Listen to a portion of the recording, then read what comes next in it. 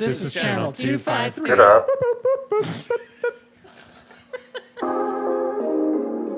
On this episode of the Grit and Grain podcast. I had always been looking at the communities south of Seattle at lacking a lot of breweries. At the time, there were like two. There was Odin and there was Airways. Mm-hmm. And we've now lost both of those breweries in the last 5 years. And so it was very much like the people in the suburbs deserve good beer too, guys. Channel 253 is member supported.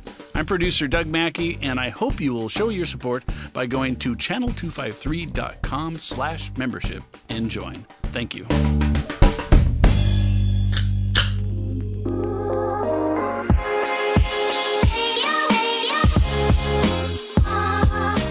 Welcome to the Grit and Grain podcast, where we explore and celebrate the craft beer industry, community, and history in Tacoma, Washington, and surrounding Pacific Northwest areas. Thank you so much for hanging out.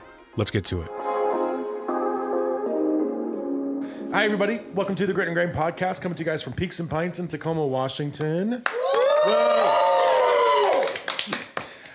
Thanks for hanging out. My name is Matt McLaren. I'm here, as always, with Ron Swarner. Well, hello. How's it going, Ron? I had a great time during Tacoma Beer Week. Me too. It was awesome. Nice job, Matt. Back when Tacoma Beer Week was going on. Yeah. Seems like yesterday. It seems like today. Seems like tomorrow. Yeah. Bethany, how are you? I'm good. How are you guys? Very good. Thanks again for hanging out. If you guys are new here, we're a podcast trying to keep you guys plugged into the craft beer world in Tacoma and surrounding Pacific Northwest areas. And that is what we're talking about today, a fantastic brewery in a surrounding Pacific Northwest area. If you guys haven't yet, please like and follow and share and subscribe and all that stuff. Helps us out, and the algorithm gods dictate our lives these days. So, get in there. All right, episode 2 for our fantastic double header for Tacoma Beer Week, and I'm super excited for this one. We talked with Dusty on the last one about this particular collab that we're talking about today with this fantastic brewery, and today we have Chris and Michael from Logan Brewing Company. What's up, dudes? Thank you guys for having us. We appreciate it. Yeah, thanks for coming through. Absolutely, thank you. This is awesome. I'm super excited, and we've gushed about you guys on the podcast before over the last few years, and getting to make a beer with you guys and talk about it on the podcast during Tacoma Beer Week is fucking rad. So thanks for coming, man. No problem. My gosh, thank you so much for having us, giving us this opportunity to just such a rad collab. Yeah, dude, this has come out so cool, and it's unique enough and it's interesting enough, and I've had a lot of really great feedback on it this week so far for everybody who's tried it. Well, shit. Speaking of beer, what are you drinking, Ron? I'm drinking all the collabs. Of which there all are the many. Logan collabs. Yeah. The Narrows, the Odd Otter, and the Grit and Grain. Awesome. Yeah. Bethany, what do you have? No Bad Time. Awesome. And then still some barley wine left? Oh, yeah. Mm-hmm. Yeah. Sorry. There's more. Yeah. And then what are you guys drinking? No Bad Time. No Bad Time? No Bad Time. Sweet. Bad time to drink No Bad Time. Yeah. There you go. I had to pull a pour of Ghost of Tacoma because it might be one of my favorite references. It is. And it's such a tasty beer. This beer came out awesome. It really did. So yeah, you guys are down. So, we talked about this collab a little bit. You guys are down here from Burien, and you guys fucking ran through Tacoma, brewing a bunch of different beers with a bunch of different Tacoma breweries. It's honestly one of my favorite surprise things that happened during Tacoma Beer Week was you guys making beer with everybody down here. It's been awesome. You've done, at least as of talking, you guys have done 3. This is the 3rd release of 4 that you're doing this week? Or is that right? Or is there one? There's one tomorrow. There's one tomorrow and there's one on Friday. Okay, yeah. Yes. Logan's Run. 2 of them. Damn it, I should have called it that. Oh, I came up with a way worse name.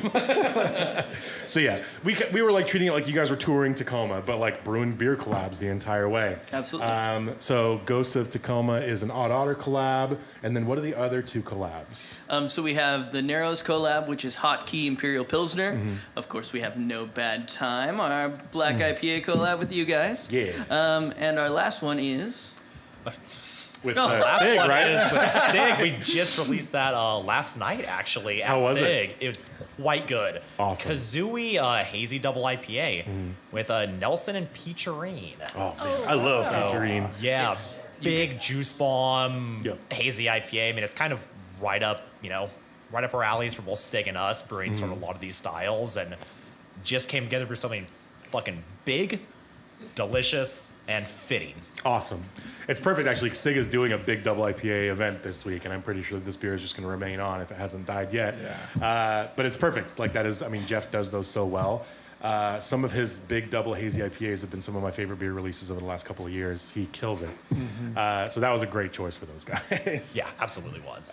And this is drinking awesome. This Appreciate is like that. So this is meant to be West Coast style pills, right? West Coast style Pilsner. It's more of the, so for this one, it's a little bit more that kind of traditional West Coast flavors. You use a lot of Cascade in it. So it's a little more that coppery, like Sierra Nevada pale color. Yeah, totally. As opposed to some of the West Coast Pilsners in the past, which are more, straight, straw colored, super fruity, citrusy, new school hops.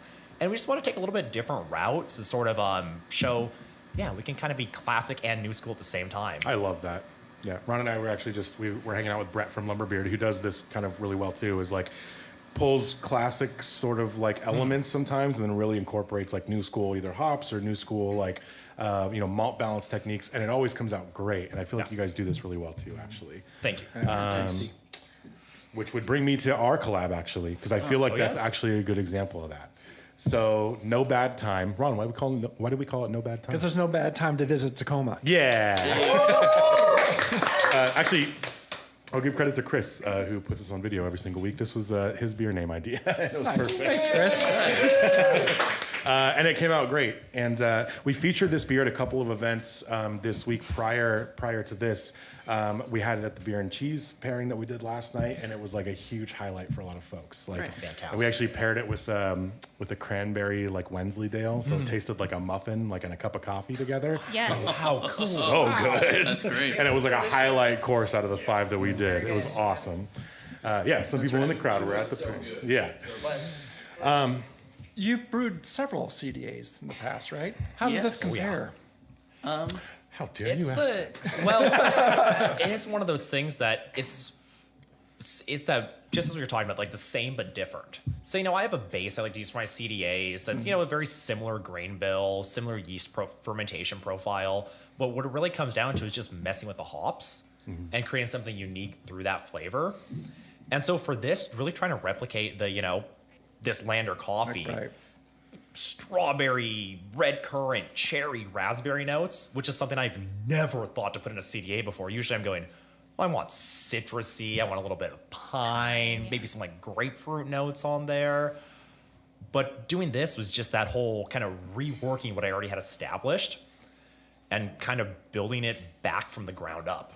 Even going, down to the grain bill and just making slight tweaks to make it taste like coffee without putting coffee in it. Because we also do CDAs with coffee. We've been known for doing those, and I love them. This is one of the, beers Chris and I brewed together for the first time back at UC Davis when we were in school. Oh, cool. Yeah. That's where you met? Yep. It is. Yep, we met in the practical brewing course at UC Davis. The very first beer we ever made together was a black IPA. With That's awesome. Sorry. Yeah, you're good. Remind me what hops are in this one again. So this one, it's featuring HBC 630 as well as Barbe Rouge. However, there's also a little bit of Centennial, just sort of a base hop. I used Mosaic Incognito in the Whirlpool. Again, sort of like to build that base, get some of that berry notes that Mosaic can get kind of on the hot side when you're not just dry hopping it with it. And then actually threw Belma in during High Krausen, which is, hopping during High Krausen is sort of that technique you associate with hazies to really drive those fruit forward characters. Belma, when you high Krausen hop with that, you get a lot of strawberry notes, which I really wanted in this. So toss a little, Belma in there, and then finishing hops are that Barbe Rouge, which is a French hop, a lot of berry notes, red currant, and then HB6 630, which more the same but a little bit more intense, some like raspberry notes off it that are really fun. Yep. It's really good. It Thank you. So Like- nice. Yep. It came out awesome. We've been on the episode we did with Dusty. I had some of his cold brew of the actual Nuevo, Montana that we based the beer on, and then the beer right next to it. And trying them back to back, you really cannot tell like where the coffee ends and the beer begins. It really does melt right into it. That's awesome. It should be like the new breakfast beer. I mean, sounds good to me. Like, Yeah. Screw right? maple. Yeah, Yeah. it's coffee, And I had- berries. That's breakfast. Dude, totally. Yeah. With cranberry Wensleydale cheese, so it's just coffee. Yeah, Sure. beer and cheese for breakfast. I think Yes. it's perfect. Sure. Telling people about this, like telling the story of this beer to people at the beer and cheese pairing was awesome because it was fun to watch people try this beer and then go like it was actually inspired by this coffee, and then try it and go, oh my gosh, I can totally taste the coffee, and I'm like, yeah, but there's no coffee in it. Haha, it's the goal. And it's like, I love their faces every time. Oh my gosh, I can't believe there's no coffee in it. It really does, like, aside from like the acidity that you get out of maybe a cold brew, it really does taste exactly like it. And so I appreciate you letting me come in and fuck around with your CDA recipe. We appreciate you suggesting the idea because, again, it's something I would have never thought of. You know, I've got, again, we get in kind of our own minds going, well, this is what I want. This is the beer that I want to brew because the CDA I like. Then going, okay, let's screw with it. Yeah. That was the fun part. And to be able to create this and make it actually taste like we wanted it to was fantastic. Yeah. Well, I appreciate it. One of my favorite things about beer is like, I mean, you could, there's the creative possibilities are just endless. And I think the second that you start taking like sensory cues from things that aren't beer and then trying to replicate them in beer is like the minute that you kind of open up sort of the creative window a little bit. We kind of did it with the Oak collab that we did. I had like this really specific idea. It wasn't too different than stuff that Pat has done prior. This one came out of totally left field. I was like, I'm pretty sure we can do this. Could do this the best? I've literally talked about your guys' CDA on this podcast before, saying how much I liked it and how much I loved that it was very similar to like a good single origin coffee. And you guys delivered. It was awesome. Oh, thank you. So yeah, thank you again for making this. Absolutely. We had No problem. just tons of fun doing it. And it's a style that's right up my alley. So to be able to do that and make it just a little bit different, win-win. Nice. Yeah. Can you guys tell us a little about Logan Brewing, where it came from, and how you guys got started? Sure. And why'd you choose Burien? Well, let's first talk about the name. So the name Logan Brewing comes from my little brother, Logan. He passed away 10 years ago from suicide. And so what we've tried to do with the business is give back to mental health and suicide-related charities kind of as much as, financially possible. And so we support AFSP, the American Foundation for Suicide Prevention, as well as NAMI, the National Alliance on Mental Illness. They're the two big people that we support, but we support local charities and smaller charities as well. That's where the impetus of the name came from. And then basically as soon as Michael and I made beer in college, I realized that Michael's so amazing at making beer. Thank you. And so when it was time to, once we both graduated, Michael went off to Minnesota to be head brewer out there. I came up here because I had family in the area. And we wanted to spin it up in Seattle. At the time, the only place that I could afford a house in the Seattle region was Burien. Word. Word. And, having the brewery close to home was a big part of that. And so we started the brewery. The planned open date for the brewery was April of 2020. And we all know what happened there. So it took us until August to get the doors open. But we've had to fight for every inch of, staying in business and growth. But I think we're doing great, and we're trying to grow this business into something more substantial all the time. Burien, the cost of living in Burien excuse makes a lot of sense, actually. That's a good reason to open up a business there. Although the community in Burien seems to have really embraced you guys quite a bit. So Burien is one of the most diverse cities in the region. So, the food options in Burien, don't tell anybody, but they are fantastic. And so I had always been looking at the communities south of Seattle at lacking a lot of breweries. At the time, there were, two. There was Odin, and there was Airways, and we've now lost both of those breweries in the last 5 years. And so, it was very much like the people in the suburbs deserve good beer too, guys. Like, they can't just all be in Seattle. And so we basically took it upon ourselves to make the South King County sort of our place for our beer. And if you don't mind me taking over this podcast for 1 second, I would also like to let everyone know that we will be filling the void of Airways leaving Kent. We will be opening in the Airways production facility. Oh my God. Yeah. You heard it here. Oh my God. Very cool. That's fucking awesome. So, Logan Super Air. exciting. yeah, there you go. Dude, hearing any Airline. brewery expanding or opening a new Yes. location right now is great fucking news. Congratulations, Yeah. Thank you. guys. Thank you. That's Congratulations. awesome. Yeah, so we're excited to get Michael on a much better kit than he's brewing on right now. Start making No a lot one's more beer. excited than Michael. Oh my gosh, ash rakes, those things are Oh my God, What are that's the end game, baby. That's some Smash some drinks. real luxury right there. What are we even gonna do next time we come to for a collab day? those? Yeah. We can't rake your grain anymore. Versus what Poor we did Instagram. last month. I know. That's all right. We'll dump hops in. We'll go have Aussie meat pies. It'll be a whole day. Dude, speaking of fucking food options in Burien, that what a low key like. Yeah. That might be like a new top 5 like food spot for me is Aussie meat pies. That place is so good. I eat there a lot. Yeah, I figured when you walked in and you were like, just one today, please. And he was like, heard chef, like knew exactly what you wanted. Yeah. That was awesome. They know me over there. I was like, I'll just have what he's having. Ron, you didn't get a chance. I was all right. sick. We're gonna go up there. We're gonna go up there and would have an love Aussie to. meat pie. Yeah, please. Congratulations on the old Airways space. That's Yeah. amazing. Thank you. Thank Yeah. you. I don't really have a date for that yet. We're still waiting on all the permitting, but as soon as we do, the entire world will know. Hell yeah. Will also be video game themed. Yes. We're gonna have to pay some homage to Airways. There's got to be a few airplanes in that joint. Like, can't not.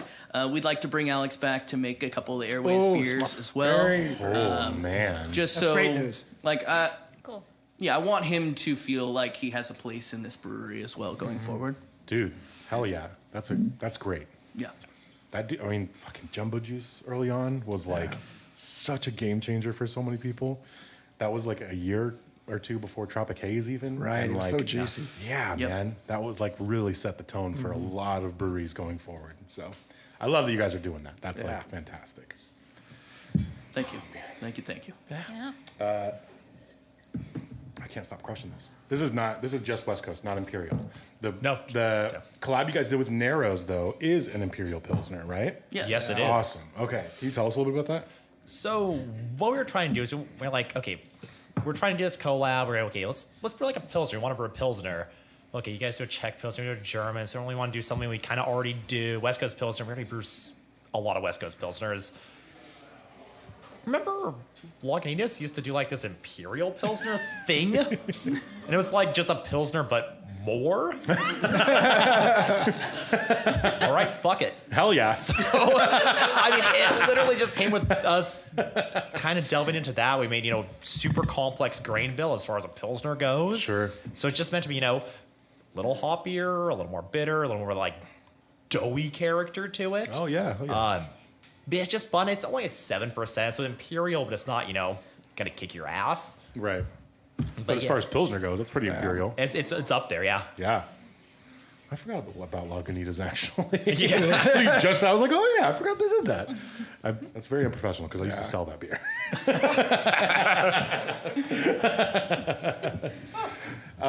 So we have West Coast Pils. You have your double hazy IPA with Sig, Imperial Pilsner with Narrows, and then our black IPA. Yeah. That's quite a run. You guys made some awesome beer for Tacoma Beer Week. Thank you. My goodness. Yeah. Well, and when we were up there for the brew day, Yeah. working really hard. No, we weren't. We all know how brew days go, right? With collabs. Michael worked really hard. Yeah. But we watched. Should have been And could have done without you. yeah, but, all the beer was just like so good. Everything we tasted up there was just amazing. So everyone go try Logan beer, whether it's this these collabs or other beer. It's really good. Yeah. So you guys just started bringing your beer down to Tacoma not too long ago, actually. So it was kind of like almost like very serendipitous timing with Tacoma Beer Week, because most people, if they weren't traveling to your brewery prior, they probably haven't seen your beer until just a couple months ago, really. How's working in Tacoma been so far? I mean, it's been great so far. We've got a good reception. Usually I'm telling people like, hey, if you're coming north, come see us because we're by the airport. But it's just nicer to have a bigger footprint and try and increase our distro in that way. We sell like a lot of small breweries, most of our beer straight across our own counter. Yep. So we don't have that much wholesale.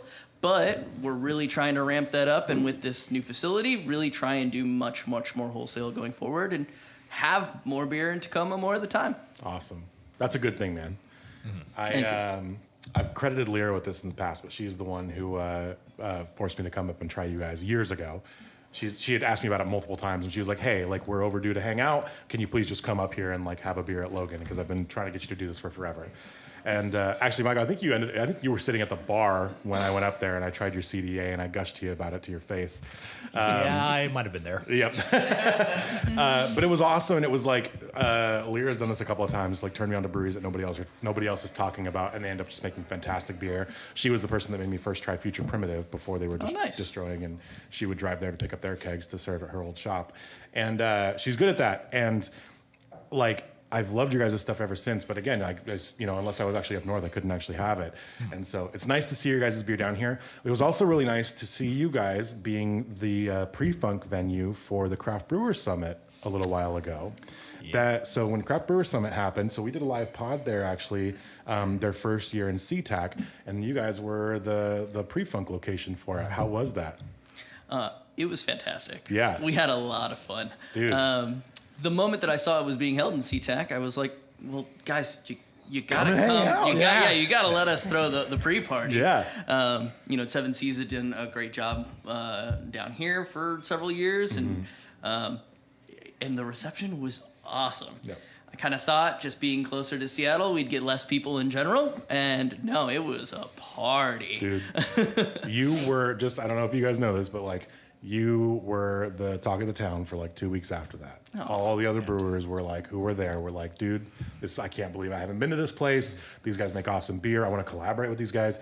It was a lot of that for a couple of weeks, and it was really cool to see that after a couple of years of like, you guys kind of just being in Burien and like doing your thing, and like you said, slinging your beer across the counter. So if folks weren't traveling to you, they weren't seeing your beer, and then all of a sudden 100 different brewers were in your guys' brewery trying your beer, and then for a couple weeks after that, that's all that anybody could talk about. So you guys are just on an insane track, and it's awesome. And it makes sense to me why you're in expansion mode right now. Thank you.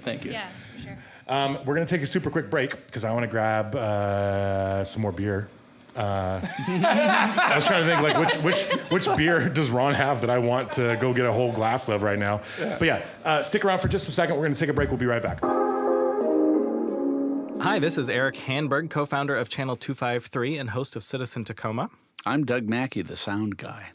And we are here because we are asking for your support for Channel 253 with a membership. $4 a month or $40 a year truly helps us keep this operation going. And if you're feeling particularly generous, we do have another level that is $253 a year. That's right, the Tacoma level. Whatever level works for you, you can support us. Keep us going.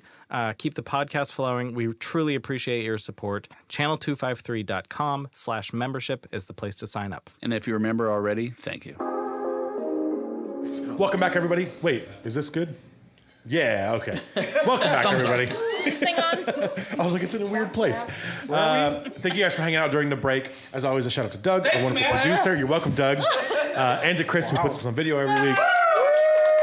If you guys haven't yet, please do go to Grit and Grain Podcast on YouTube and subscribe and comment and like and do all that stuff and appease the algorithm gods. We're hoping to get some more eyes and ears on the podcast as usual, and it's been going awesome, and we appreciate everybody. But yeah, please do go do that. If you follow us anywhere, that would be amazing.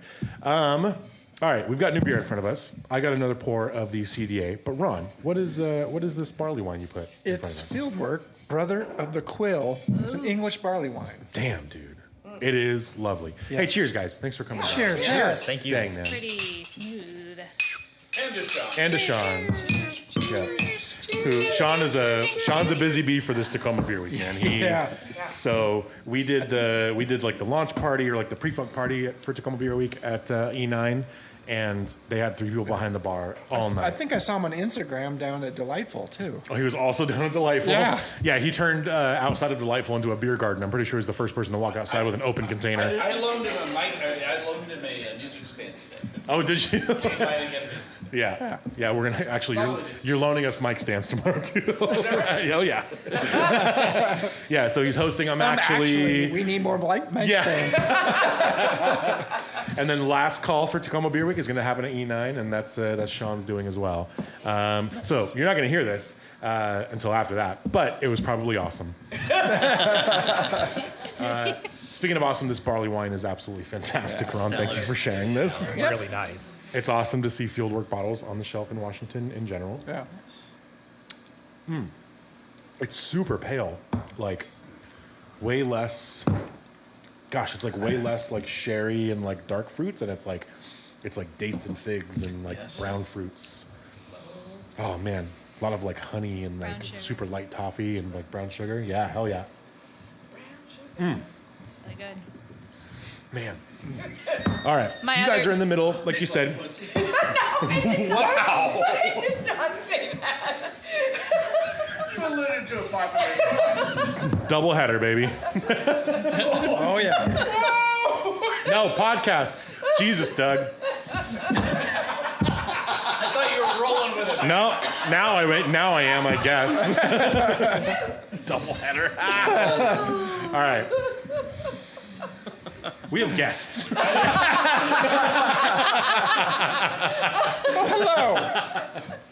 Hello. So you guys are in the middle of opening up a second location. That's fantastic and exciting. What has been the most challenging part of expanding your business in that way? You could ask me in 3 or 4 months, and I'm sure I'll have a better answer for you than right now. Long list. Right now, we're just dealing with all of the normal roadblocks that every brewery deals with, the TTB and the LCB, all the permitting and the months and months and months of permitting that takes. Yeah. But we're inheriting, a really nice spot from Airways. Alex did a great job of building a beautiful brewery there. There's amazing equipment. Really, it's taken a lot of the onus off of us about thinking about how we need to design that space, how we want to, of course there's tweaks and changes that anyone will make to a production space. But we should be able to hit the ground running in that space fairly easily. That's awesome. And right now, it's really just giving the place a facelift, making sure what equipment we can move from Burien to Kent makes it there safely. Yeah. In one piece. Yeah. And it's actually kind of funny. Like a year and a half ago now that we bought that 20-barrel tank that came out of that building? It's been almost 2 years. Yeah. It's been a while actually. Yeah, we bought a 20-barrel tank from Alex at Breakthrough, who was brewing out of Alex at Airways space a couple of years ago. And people say there's too many Matts in this industry. There's also a lot of Michaels and a lot of Chris's. Sure. Not so many Rons. Or Bethany's. Or Bethany's. That's more important, actually. Good point, Bethany. So is that one going back to Airways then? The tank? Absolutely it's going back is. to its home. Yes. Yeah. Our canning line will move down there as well. Basically, what we're thinking of this is an opportunity to do something that we haven't gotten the chance to do a lot to this point, which is barrel aged and mixed firm. Because we're going to have 2 different facilities now. We're going to have a clean facility and a barrel facility, which is something we're really excited about because we really haven't been able to do much barrel aged beer just from a square footage standpoint. Sure. There just is not enough room in Burien. So, okay, for anybody listening, can you guys explain the danger? Like, why is it important to have 2 separate locations to do that? Absolutely. Do you want to talk about this, Michael? Yeah, that's a absolutely. Michael question. So we get into yeast, bacteria, wild ales, and the risk comes from infection, right? So generally speaking, the beer we're mostly brewing, mostly seeing is these certain yeast strains that are very common, very easy to clean, easy to work with, and they don't spread and contaminate. When we start dealing with wild ales, we start dealing with things that, mixed fermentation, open fermentation. We start looking at these organisms that aren't just your Saccharomyces cerevisiae, aren't your brewer's yeast. They're quite literally bacteria. And that's all good and well, and they can make really phenomenal beers. But having that right next to your clean beer, one creeps over to the other, then suddenly your blonde ale starts tasting like a Brettanomyces blonde ale, which is good in its own way, but It's not what I wanted. unfortunately, it's not what we wanted. And it's once you get it in there, it's kind of hard to undo. Right. So while there's, it's 2025, we got stainless steel equipment, lots of good cleaning practices and good chemicals. Keeping them separate is just best for everybody, best for my sanity. Yeah. Mostly you. Yeah, So honestly. you can sleep at night. Yep. Yeah. Yeah, pretty much. Yeah. Yeah, so if you're not familiar, and we've talked about things like Brett and wild yeast in the past, but the thing is, if those things are floating around your brewery and one of those little bugs happens to drop into a beer that you didn't intend to be sour or funky in any way, it could really turn a batch of beer upside down. And when you're opening up a new location and have a lot of money sunk into a big batch of beer, having to dump it because it tastes like gym socks and barnyards does not appeal to the balance sheet. What's your first barrel release going to be? We could talk about that once we get the Yeah. second mistake. Too soon. Too soon. Well, I mean, here's the thing. The barrel-aged products also take a lot longer to mature. Right. So we're looking at probably a next winter release at the absolute earliest. Realistically, probably this time next year, we'll be able to give you real good ideas of especially the mixed firm stuff. You can make a clean beer and you can put it in bourbon barrels. You're going to have a little bit easier idea of knowing when that beer is going to be ready versus something that's mixed firm where the Brett can take a really, really long time to ferment, or the other bugs that you're putting in there may need a lot more maturation time. And so for those things, I couldn't give you an estimation at this point. But our goal would be this summer sometime to get the first beers into barrels. That's exciting, though. Yeah.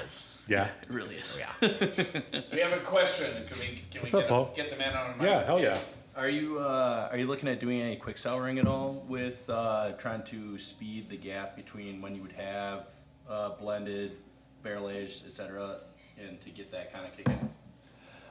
Honestly, yes and no. Good question, Paul. It is a great question, and You want to just sit here?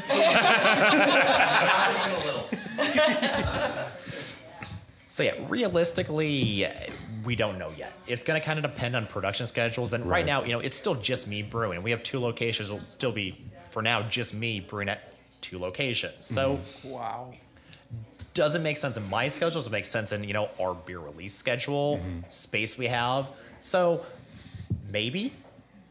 But for now, and we do, we currently brew sour beers. We have one on tap currently. It's, collab with Figurehead Brewing, a Absolutely. blackberry lemonade sour. So good. Thank you.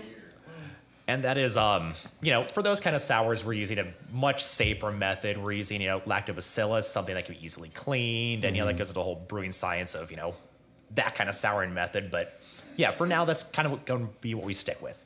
Nice. Yeah. Speaking of all these different beer styles, so we've mentioned like dark beers, light beers, IPAs, sours. Michael, do you have like a particular affinity to any style in particular?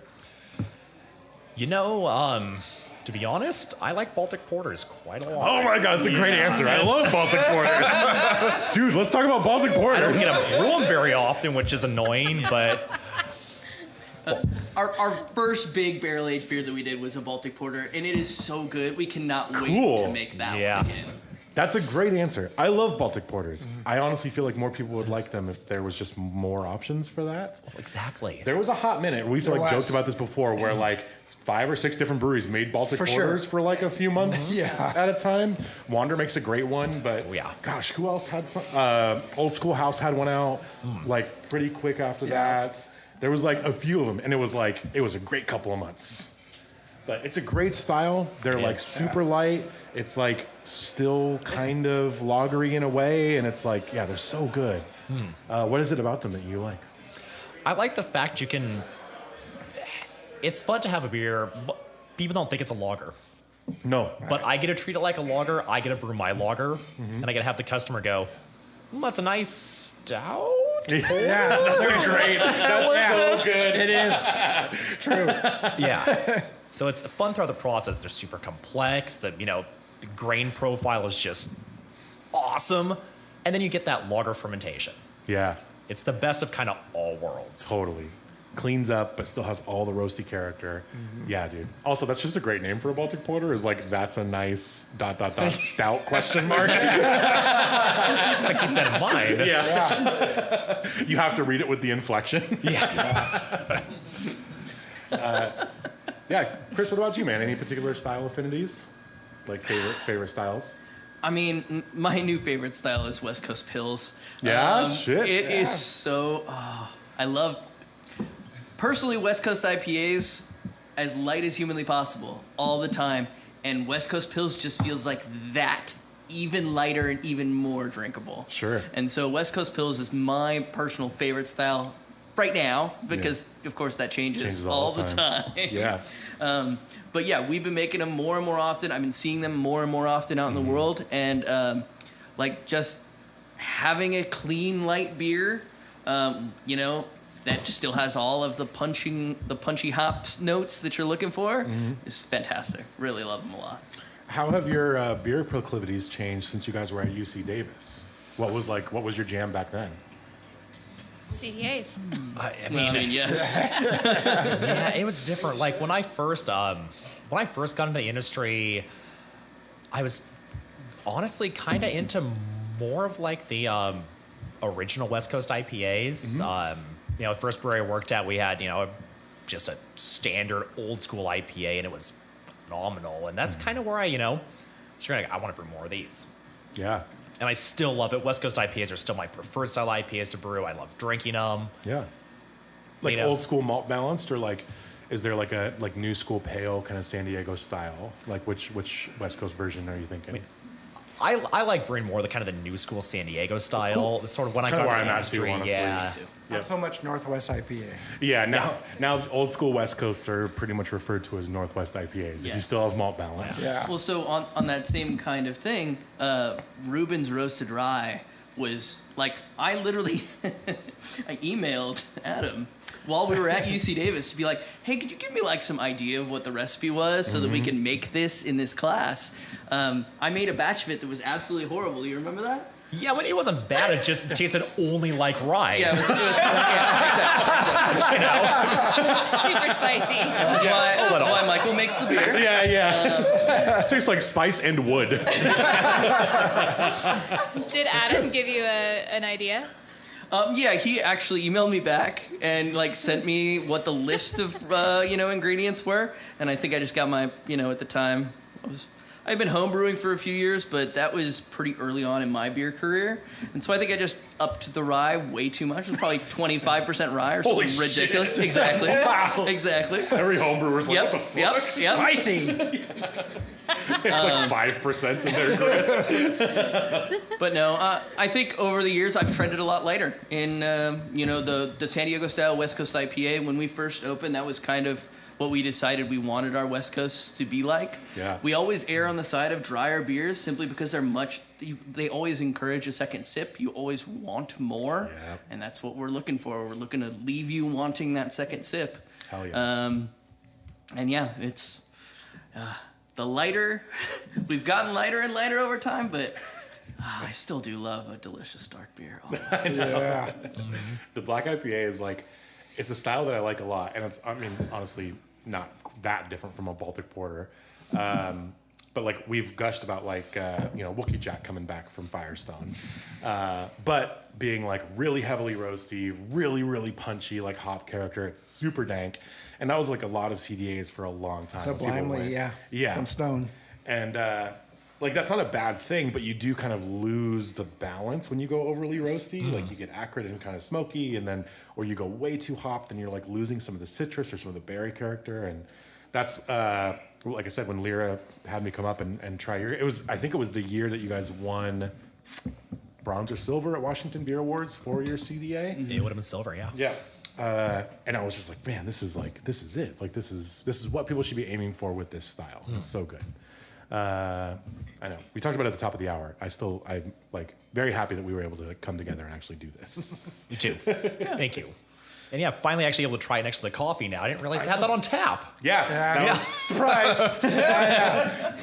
We had to swap all kinds of hardware to get that shit on tap today. It's a process. It's like I should have having coffee at 5 I saw PM, Matt but- 5 times this morning. Yeah, you sure did. I was here like 7:50, like trying to swap wrong lines out so that I could put a corny keg of cold brew coffee on. Yeah. And it worked out. We got it. It's And delish. Greer came and helped too, and actually just did the whole thing. I said he helped, but he just did the whole thing. He was like, "Hey, you can leave now. You don't have to watch me do this." So him. I'm not watching, I'm learning. I know. So I was like, "Hey, what if you?" He's like, "No. I just fucking leave, man. Like, this is my actual job." Swapping hardware, though, that's a good beer name. Swapping hardware is like, damn it. Hang on. Let me get my fucking Heard it notepad here out. first. I also have like a Google Doc that's Do you? 3 or 4 pages long. Yeah. So does Bethany and Greer. I was talking to Like Chris about this earlier. They're just sitting there. hundreds. They're just sitting there for nothing. For no Every time reason. somebody says like a 2 or 3 syllable thing where I'm just like, if you said those together, it'd be funny. Like, I just write it down. I don't care what it is. Yep. Yeah, I do all of the art for all of the cans. It's Michael gets to play in the brew house a lot, and it's my creative outlet, I guess, as I get to work on that stuff. And what I'll do is I usually will design 4 or 5 labels at a time, and then I'll go to that Google Doc and be like, all right, what fits with these things that I've made? Like, what can I pull from to figure out what to go with? But it makes for a fun time. I've had multiple people tell me that they would like the No Bad Time label as a poster. Oh, okay. I got a question back. That's a doable thing, sure. Yep. Yeah. So, Awesome. yeah, you guys get on that and just mail them to me. Yeah, sure, absolutely. No problem. I know, it's a great label. Thank you. Man, I'm so excited for you guys' new location. I think it's, like I said, I think it's awesome. There's so much news about breweries closing, about legacy breweries shuttering or people retiring or whatever. Seeing a brewery business expand is great news. And you guys... And rare. Yeah. Right now. Unfortunately, yeah. There's like a couple of like social media groups where like occasionally you'll see brewers who are like, hey, like most of the time it's like, hey, we're getting rid of this brewing equipment because we're closing. And then every once in a while you'll see somebody post up like, hey, we're actually looking for equipment because we want to like expand a little bit. And you're like, oh, yes. Yeah. It's a green flag for the industry. So yeah, it's exciting that you guys are actually in that position. And it's at this point, it's very well earned. Thank you. But in all of that good work, I'm pretty sure that we have some fuck up stories that we need to get to. All right, Grit and Grainers, I'm Sean Jackson, and I fuck up all the God-blessed time, as we all do. So, please do regale us with your fuck up stories. So, have either of you almost died on the job? Thank God, no. Good. Yeah. Oh my God, that would no. We were ready for this question. We did talk about this question before this. Good. It's also a pretty good one too. It's a good fuck up. Yeah. Sick. Okay, I'm in. So our brewing system that we're brewing on right now was built in 2001 by a company that hasn't existed in 20 years. There's a reason they did this too. Yeah, There's a reason for that. It's not a great system. We moved into our space in Burien, and it's a direct fire 10-barrel system. And we're in a 5/1, which means we have 5 stories of apartments above us. And we're going through the process, and the landlord had assured me that there was a chase to the roof where we could run our steam and stuff like that. And then, we move into the space, we're building out, and my HVAC contractor comes back, and he's like, well, it's gonna cost like $150,000 to send this to the roof. And I was like, no, oh God, no. So we switched our brew house over to electric. Just to not have to pipe all that stuff, the combustible air and stuff to the roof. Yep. And so we put 3 15-kilowatt elements in our kettle to, boil our beer. Now, the company that we had do this work, they're a company that does that kind of stuff as their whole thing, and I didn't give them a ton of direction. I just said, we need these elements, and we need a float switch so we can't dry fire them. Yep. And that was basically all the information we gave them. I'm like already so nervous. Shit. I'm sweating. Yeah. So we get the kit in and we make our first 2 beers on it. And, you know, we're about to open. We're already opening 4 months late because of COVID. And we're like, we got to get these beers out. We got to start selling beer. I don't have money for rent for forever. Like, we got to get this going. We make our first 2 batches of beer.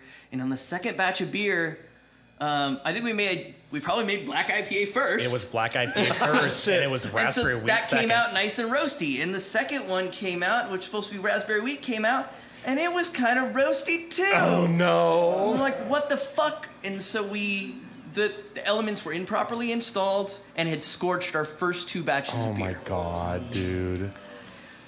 That means, though, that they had to come into our space, cut the old elements out, reinstall new elements with the proper amount of water around them instead of these long, skinny tubes that they had installed. And so our first 2 batches of beer made at the brewery went directly down the Oh drain. my god, thousands of dollars. Yes, dude. and it took us, I don't know, probably 3 or 4 weeks to get those repaired. Yeah. And so the guys at Lowercase, Chris and John, were so nice. Those 2 are angels. They're actual They angels. really are. Oh, yeah. They made wort for us. Oh. And I went out and bought a 330-gallon tote. And we made the wort at their place. They knocked it out to about 120 degrees into this tote. We drove it in a U-Haul back to our brewery. Holy shit. Knocked it out from 120 degrees to, 70s fermentation temps. Yep. And then fermented it at our place. Oh my god. Dude, take it. Breathe. I can't even wrap my fucking brain around you taking a U-Haul of beer from one brewery to the other. Yeah. And so in like an Old Navy tote, like a fucking like. No, one of those the wire wrapped. IBC brand new. That's good. We installed a CIP bulb on it and everything. We tried to do it as well as we could, and so the first 2 batches of beer that we released were U-hauled from Lowercase back to our place. Dude, that's awesome. That's more of a win than a fuck up. Logan's run. Right? Yeah. Logan's run. That's actually Logan's run. Is running this warm wort from one brewery to our brewery. Yeah. Wow. That was a wild time. And that was actually Speedrunner IPA was one of those beers. So, sort of on the same vein, yeah. Well, shit, look where you guys are now. Yeah. Fingers crossed that never has to happen again. Yep. All right, Grit and Grainers. Email us at cheers@gritandgrainpodcast.com with your comments, opinions, and what's your favorite delicious Logan video game themed beers say about you. Easy Mode Blonde. Your internet password includes a cat's birthday. Rage Quit Oatmeal Stout. You have sprained your ankle stomping on a chocolate milk carton. Escape the Vault Hazy. You still own a Duran Duran Trapper Keeper. Gloomhand Stout. You have spilled an entire can of Planters Pumpkin Spice Almonds onto a black beanbag chair. For Loki Mead, you were caught kissing a recent Marvel DC Comics crossover press release. We read and drink everything we receive, and we try to respond as fast as we can. If not online, then on air. You can subscribe to Grit and Grain on YouTube, Apple Music, Spotify, Google Play, iHeartRadio, and Stitcher. And please leave us a review. Also check us out on Channel 253 and gritandgrainpodcast.com. Be sure to follow us on Facebook, Instagram, and YouTube for episode notes, beer news, and the release of the Grit and Grain video game, where the cellarmen are far cooler than the sexier than the brewers and the keg washers drink and have dirty fun sex and get tattoos and listen to Metallica and wear low slung jeans and take cheese whiz hits and laugh easily, and the brewery dog claps and 1,000 gold medals explode across the screen and your phone freezes. If this podcast is not what you expected, please alter your expectations. What is video game beer consciousness? You're soaking in it. How do you know? Close your eyes for a moment. Sit very still and try to imagine Chris and the Grit and Grain crew are on the brew deck brewing a black IPA, and your heart is the roast. There. No such thing as a bad time to visit Tacoma. No such thing as too much barley wine. Tune in next Friday for more sweet chatter. Cheers. Cheers. Thanks, guys. Thank you. Double barley wine episode. That is fantastic. Oh my god. I'm gonna cry. That's hilarious. That's a wonderful end bit. I love that. He's done 140 of them. Thanks again for tuning in. Don't forget to follow us at Grit and Grain Podcast wherever you get your social media and catch new episodes every Friday. Cheers.